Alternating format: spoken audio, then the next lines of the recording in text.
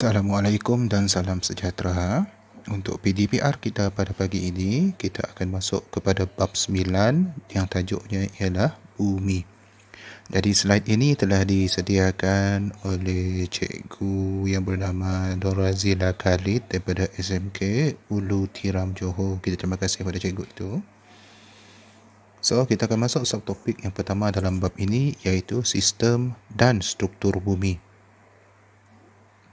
Jadi dalam sistem bumi terdiri daripada 4 komponen utama, iaitu atmosfera, biosfera, hidrosfera dan geosfera. Dan keempat-empat komponen ini saling berhubung kait. Okey, atmosfera, biosfera, hidrosfera dan geosfera, dan semuanya adalah saling berhubung kait. Jadi kita tengok sentuh komponen pertama, iaitu hidrosfera. Hidrosfera ialah zon air yang merangkumi sungai, tasik, lautan dan air yang terperangkap seperti ais di bawah tanah dan wap air dalam atmosfera. So semua ini adalah yang dikategorikan sebagai hidrosfera. Yang kedua, komponen kedua ialah atmosfera. Atmosfera ialah zon udara yang meliputi permukaan bumi. Ini ialah atmosfera. Okey, komponen yang ketiga ialah biosfera. Biosfera ialah zon hidupan yang terdiri daripada beraneka hidupan. Contohnya seperti manusia, haiwan, tumbuh-tumbuhan dan termasuk hidupan seni. Manusia, haiwan, tumbuh-tumbuhan dan juga hidupan seni. Dan bahagian komponen yang keempat tadi ialah geosfera. Geosfera bermaksud zon batu dan tanah di atas permukaan bumi. Okey, so quiz. So untuk jawab quiz ni, awak boleh post video ni nanti. Dan awak jawab dulu soalan ini. Selepas awak jawab, baru awak tekan play untuk teruskan. Tulis kuis kita ialah namakan 4 komponen utama sistem bumi. So anda boleh post dan anda boleh jawab. Baiklah, ini ialah jawapannya. Atmosfera, biosfera, hidrosfera dan geosfera. Baiklah, kita masuk seterusnya, stratifikasi atmosfera. Apa maksud stratifikasi? Maksudnya peringkat-peringkat lah, susunan-susunan atmosfera. Okey, dalam lapisan atmosfera, dia terdiri daripada 5 lapisan yang mempunyai peranan masing-masing. Okey, dan yang pertama ialah troposfera. Lapisan kedua, lapisan stratosfera.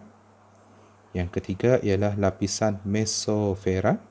Yang keempat, lapisan termosfera. Dan yang kelima ialah lapisan eksosfera. Jadi awak kena hafal. Jadi cikgu cadangkan untuk kita hafal benda ni, kita ambil semua huruf yang pertama. Okey, kita buat satu cerita lah. Contohnya, tadi saya minum teh emak. Contohlah. Okey, kamu boleh juga buat ayat lain untuk mudah menghafal benda ni, tapi saya cadangkan ini lah. Tadi saya minum teh emak. T, troposfera. S, saya, stratosfera. M, mesosfera. T, termosfera. Dan E, eksosfera. Tadi saya minum teh emak. Contohlah. Kamu boleh buat cerita lain, tapi saya cadangkan yang ini. Okey, ini ialah gambaran dia. Troposfera dekat bawah sekali. Dekat bawah sekali ni. Kemudian stratosfera, mesosfera, termosfera dan eksosfera. Tadi saya minum teh emak. Okey, lapisan troposfera. So lapisan troposfera ini ialah daripada permukaan bumi 0 hingga 13 km ke atas. 0 hingga 13 km ke atas, ini disebut sebagai lapisan troposfera. Dan dalam lapisan ini Lapisan ini adalah tempat benda hidup bernafas, angin bertiup serta awan hujan dan salji terbentuk. Okey, inilah lapisan troposfera. Manakala lapisan stratosfera ialah 13 km hingga 50 km ke atas. Okey, 13 hingga 50 km ke atas. Dan lapisan ini adalah sesuai dan stabil untuk penerbangan kapal terbang. Untuk penerbangan kapal terbang iaitu di lapisan stratosfera pada jarak 13 hingga 50 km ke atas. Terdapat lapisan ozon mengandungi gas ozon yang dapat menyerap sinaran ultraunggu matahari. Ini sangat penting. Lapisan ozon ini sangat penting untuk menyerap 99% sinaran ultraunggu daripada matahari. Kalau tidak, kita akan terdedah dengan sinaran ultraunggu. Sinaran ultraunggu ini sama dengan sinaran radioaktif yang boleh menyebabkan kita kena kanser mata, kanser kulit ataupun mengalami mutasi disebabkan oleh sinaran ultraunggu. Tapi kita selamat sebab kita ada lapisan ozon. Okey. Masalah penipisan ozon berlaku. Masalah penipisan ozon berlaku apabila bahan klorofluorokarbon ataupun singkatannya CFC. Awak boleh jawab klorofluorokarbon, awak juga boleh jawab guna singkatan CFC. Tapi dengan syarat CFC itu semuanya huruf besar. Jadi dia boleh dijawab dengan dua cara. Sama ada kamu buat ejaan penuh ataupun kamu guna singkatan, tapi dengan syarat singkatan tu mestilah huruf besar, iaitu klorofluorokarbon. Dan klorofluorokarbon ni dihasilkan oleh racun serangga, peti sejuk, penyaman udara. Apa masalah klorofluorokarbon ini ialah dia mengurai molekul-molekul ozon dalam lapisan ozon ini. Maksudnya kat sini ozon ialah O3, 3 molekul oksigen. Tapi bila dia bercampur dengan CFC, dia akan jadi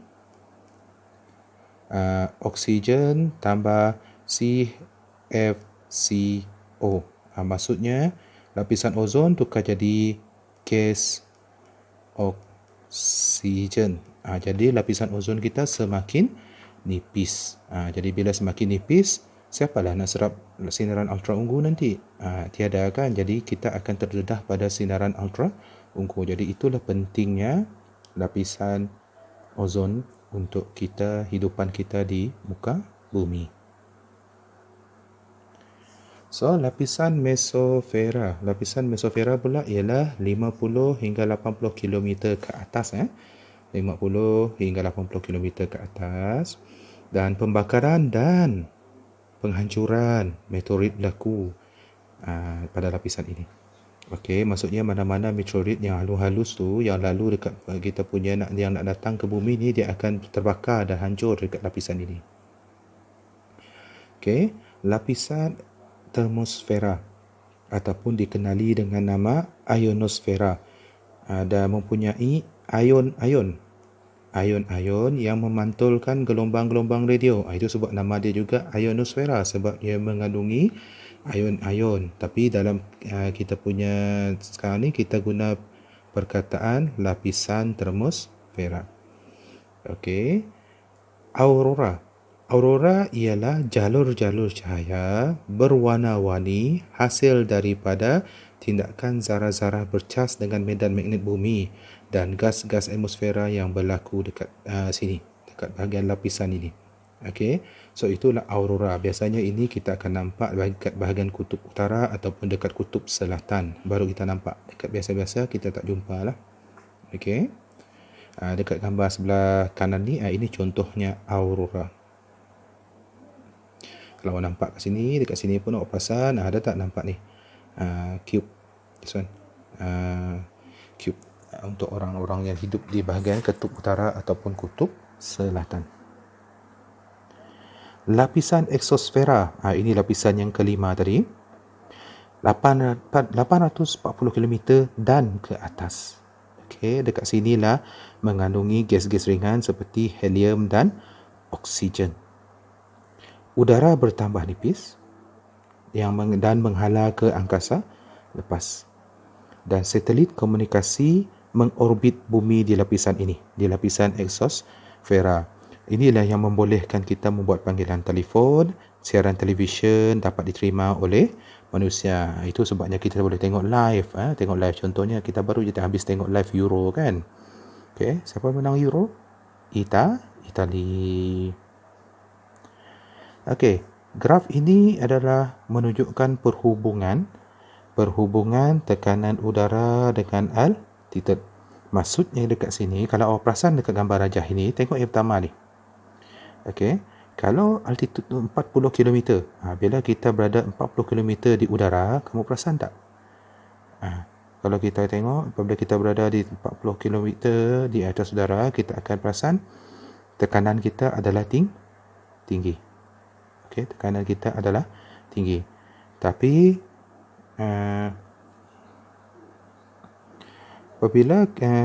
tekanan kita adalah rendah apabila kita berada 40 km dan ke atas, tekanan kita adalah rendah. Tapi semakin kita menghampiri permukaan bumi, tekanan kita akan semakin meningkat. Tengok ni, tekanan udara apabila semakin ke kanan, dia bertambah. Okey, kalau dia semakin sini, dia semakin berkurang. Ke kiri dia berkurang, ke kanan dia bertambah. Okey, maksudnya semakin tinggi altitude, semakin rendah tekanan. Semakin rendah altitude, semakin tinggi tekanan. Dia berlawanan. Okey, berlawanan. Jadi kuis, seperti saya kata tadi, untuk kuis ini, awak boleh pause dulu video ini dan cuba jawab dulu. Okey, pause video ini dan cuba jawab. Selepas anda habis menjawab, barulah awak tekan play semula. Okey, awak boleh pause sekarang. Baiklah, so jawapannya, kita tengok clue-nya. Clue-nya ialah 480 km dan ke atas. Lapisan apa ini? Dia mestilah lapisan exosfera.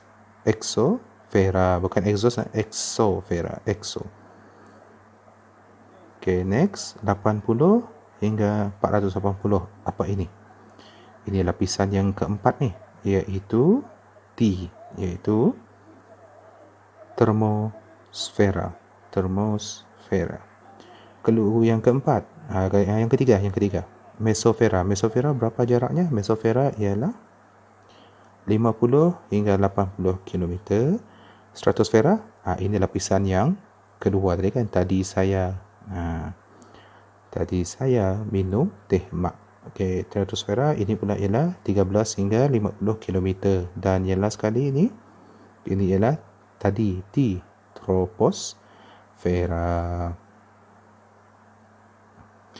Baiklah, kita dah tengok tadi stratifikasi dalam atmosfera. Sekarang kita tengok stratifikasi dalam lautan. Dalam lautan pun ada juga dia punya lapisan-lapisan. Ada juga dia punya peringkat-peringkat.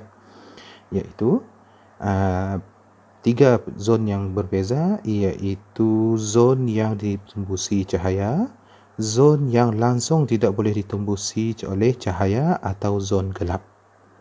Okey. Dan dia dibagi, paling senang dia dibahagi kepada 3 zon, iaitu zon permukaan. Zon permukaan, dalam zon ini air adalah sangat cetek dan cahaya boleh bergerak menembusinya dan sesuai untuk habitat tumbuhan, dan jaraknya ialah this one, 0 hingga 0 meter hingga 200 meter bawah aras laut. Yang kedua, zon tengah malam. Zon tengah malam ialah zon ini mempunyai sedikit cahaya atau tiada cahaya. Jadi, bila tak ada cahaya, tumbuhan sukar untuk hidup. Kenapa tumbuhan sukar untuk hidup? Sebab tumbuhan perlukan cahaya untuk menjalankan satu proses yang dinamakan fotosintesis. Apa kepentingan fotosintesis? Adalah untuk membuat makanan sendiri. Jadi, kalau tak ada cahaya, dia tak dapat buat proses fotosintesis. Jadi, dia sukar untuk hidup. Jadi, pada kedalaman ini, tahap kedalaman ini menjadi sehabitat yang sesuai untuk haiwan laut yang besar seperti sotong raksasa dan pelbagai spesies ikan paus. Okey, pada jarak ini ialah 200 meter hingga 1,500 meter bawah aras laut. Okey, yang ketiga, zon gelap. Zon ini amat dalam dan tiada cahaya.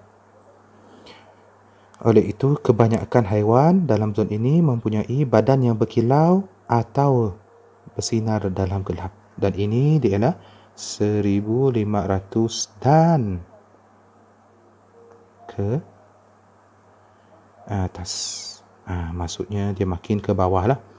Dan seperti tapi yang ini pula terbalik, semakin awak dalam, semakin dalam, tekanan pun semakin meningkat. Semakin ke dalam, tekanan pun semakin meningkat. Jadi berbanding terbalik dengan atmosfera dia. Atmosfera makin tinggi, tekanan makin rendah. Tapi dalam ni bila semakin ke bawah laut, tekanan semakin meningkat. Jadi taburan air di bumi.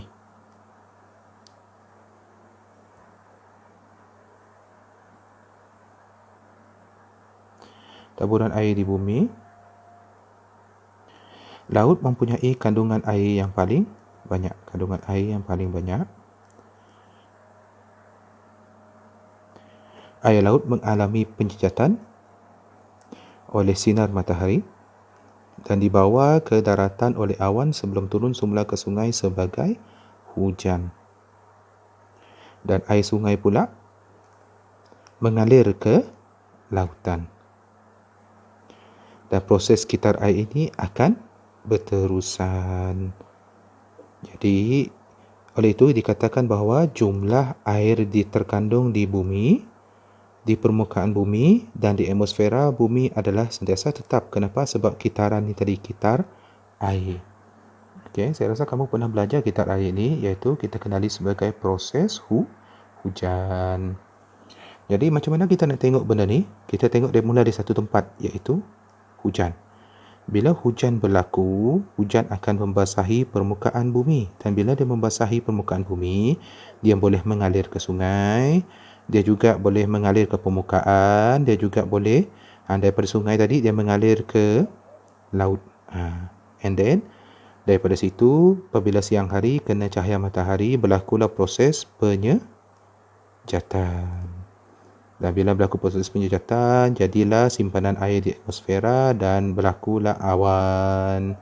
Dan kitar ini berulang semula.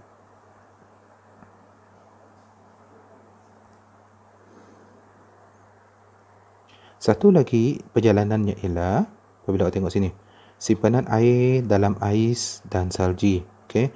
Air yang dalam ais dan salji pun boleh cair. Dan bila dia cair, air akan meresap masuk ke bawah tanah. Dan daripada bawah tanah itu, dia boleh terus pergi ke simpanan air bawah tanah, terus pergi masuk ke dalam laut, ataupun dia mengalir sebagai mata air, ataupun simpanan air tawar, ataupun terus direct kepada laut. Okey, dan proses penyejatan berlaku dan kitaran ini berulang semula. So inilah sebab tadi kita kata kitar air ini berterusan. Baiklah, kuis. Namakan 3 zon dalam stratifikasi laut. Okey, awak boleh pause dan jawab. Baiklah, jawapannya ialah zon permukaan, zon tengah malam dan zon gelap.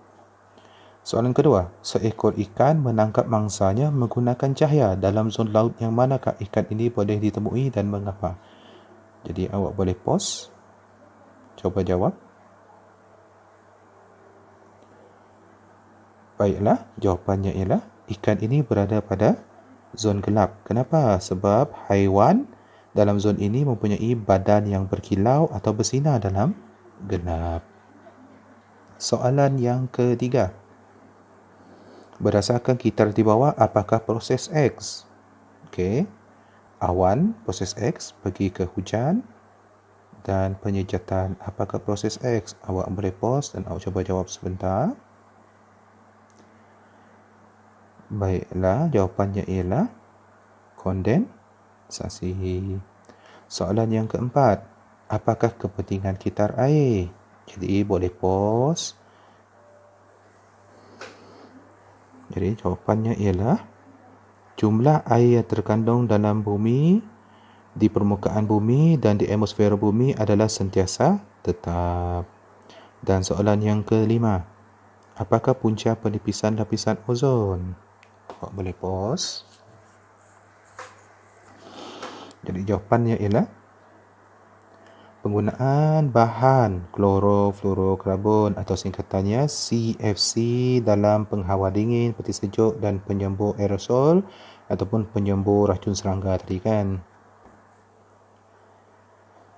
Baiklah, kita masuk ke bahagian seterusnya. Tadi kita dah sentuh pasal lapisan di atmosfera dan lapisan di dalam air laut. Sekarang kita tengok lapisan dalam bumi.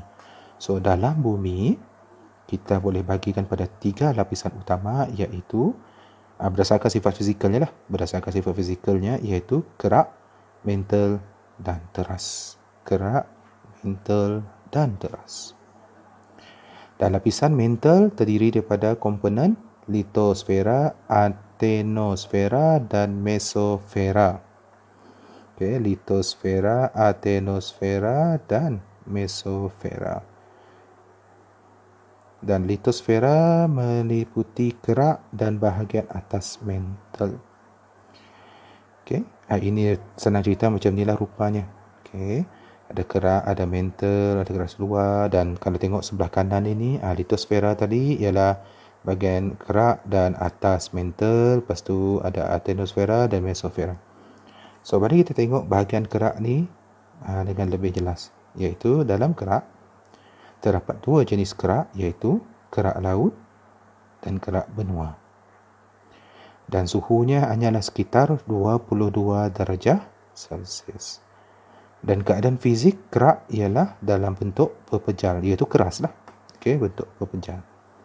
Dan komposisi kerak ialah, kalau kerak lautan, dia ada oksigen, dia ada silikon, dia ada magnesium dan juga aluminium. Oksigen, silikon, magnesium dan aluminium. Manakala kerak benua, dia ada granit, dia ada batu sedimen dan juga batu metamorfik. Yang ini kita akan sentuh seterusnya dalam 9.2 nanti. Jadi kita teruskan. Permukaan bumi terdiri daripada lapisan yang paling nipis, iaitu kerak benua, di mana ketebalannya hanyalah 8 hingga 70 km sahaja. 8 hingga 70 km sahaja. Tapi kerak lautan ialah lapisan di dasar laut yang ketebalannya ialah 8 km dan terdiri daripada batu yang dikenali sebagai basalt. Okey.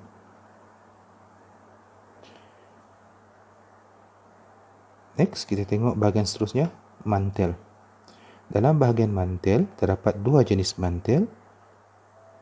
Mantel atas, iaitu suhunya adalah sekitar 1400 darjah Celsius sehingga 3000 darjah Celsius. Manakala keadaan fiziknya adalah sama ada dalam cecair ataupun dalam keadaan pepejal. Dan komposisinya ferrum ataupun dikenali dengan perkataan besi, oksigen, magnesium dan aluminium. Dan lapisan ini ialah 670 km bawah permukaan bumi. Manakala mantel bawah, suhunya 3000 darjah Celsius dan keadaan fizikalnya adalah pepejal. Kenapa dalam keadaan pepejal? Sepatutnya bila panas dia jadi makin cair lah kan. Dia dalam keadaan pepejal sebab dia terkena tekanan yang tinggi. Ingat tadi saya katakan, semakin dia bawah aras laut, tekanan semakin meningkat. Yang ni bawah permukaan bumi, makinlah dalam. Jadi tekanannya lagi tinggi. Jadi pepejal, jadi cecair itu kekal dalam bentuk pepejal. Dan komposisinya ialah ferrum, besi, oksigen, silikon, magnesium dan aluminium. Okey, dekat mantel bawah ada silikon. Mantel atas tak ada silikon. Okey, itu je beza dia. Dekat sini. Okey, sini mantel bawah ada silikon, mantel atas tidak. Dan lapisan ini adalah di antara 670 km sehingga 2850 km bawah permukaan bumi.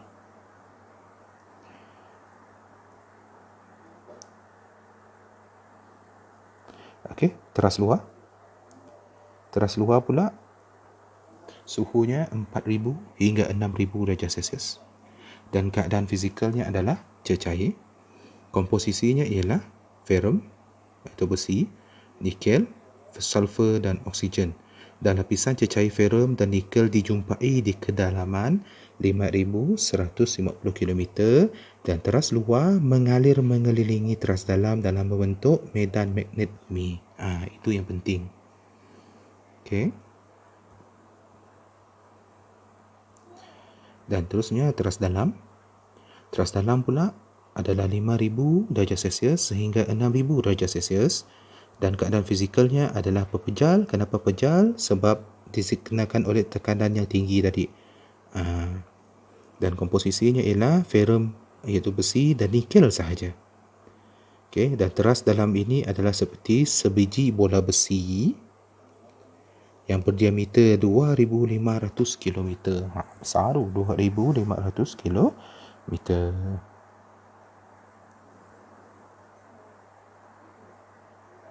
Dan bahan-bahan ini yang macam mana saya dapat maklumat ni tadi adalah saya dapat daripada ni rujukan dia. Okey.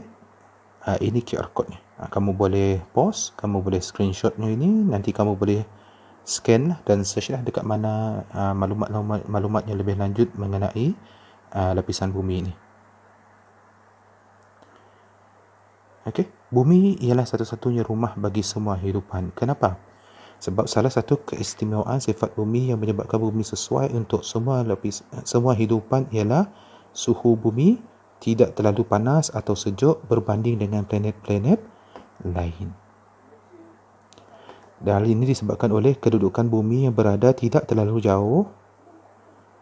dekat dan tidak terlalu jauh daripada matahari. Keadaan ini disebabkan oleh kedudukan bumi yang berada tidak terlalu dekat atau tidak terlalu jauh daripada matahari. Kepentingan yang kedua, kewujudan air dan oksigen di bumi yang menyebabkan bumi sesuai untuk semua hidupan. Oleh itu, manusia kita perlu mencintai bumi dengan menjaga alam sekitarnya dengan baik. Itulah tugas kita sebagai khalifah di muka bumi ini. Baiklah, kuis. Nyatakan 3 lapisan utama bumi. Awak boleh pause dan awak boleh jawab. Baiklah, jawapannya kerak, mantle dan teras. Dan soalan yang kedua, nyatakan 2 kepentingan bumi sebagai rumah semua hidupan. Pause dan awak boleh jawab. Baiklah, jawapannya bumi tidak terlalu panas atau sejuk berbanding dengan planet lain dan kewujudan air dan oksigen di bumi juga menyebabkan bumi sesuai untuk semua hidupan. Okey, oleh itu tamatlah untuk topik 9.1 sistem dan